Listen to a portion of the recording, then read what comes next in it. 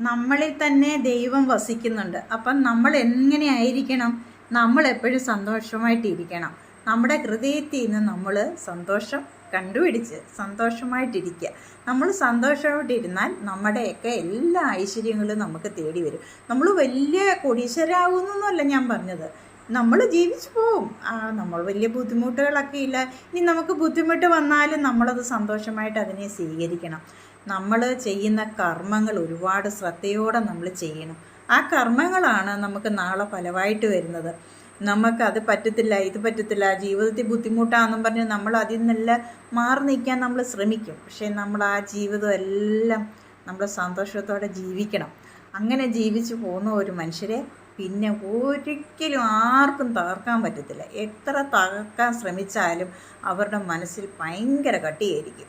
അവർ എപ്പോഴും ഹാപ്പി ആയിട്ടിരിക്കും. അവർക്ക് എന്ത് പ്രശ്നം വന്നാലും അവർക്ക് സ്വയം അതിനൊരു സൊല്യൂഷൻ കാണാൻ പറ്റും. അങ്ങനെ അവർ എപ്പോഴും നല്ല ധൈര്യമുള്ള ആൾക്കാരായിരിക്കും. അവർ ഏത് പ്രതിസന്ധികളെയും തരണം ചെയ്യാൻ അവർ തയ്യാറായിരിക്കും. അവരുടെ ജീവിതം എപ്പോഴും ഹാപ്പിയായിട്ട് പോവുകയും ചെയ്യും. അപ്പോൾ നമുക്ക് അല്പം നാളെ ഉള്ള ഈ ജീവിതം, ആ ലോകത്ത് നമ്മൾ എപ്പോഴും സന്തോഷമായിട്ടിരിക്കുക, നന്മകൾ ചെയ്യുക, പിന്നെ ഹാപ്പിയായിട്ടിരിക്കുക. Okay, thank you.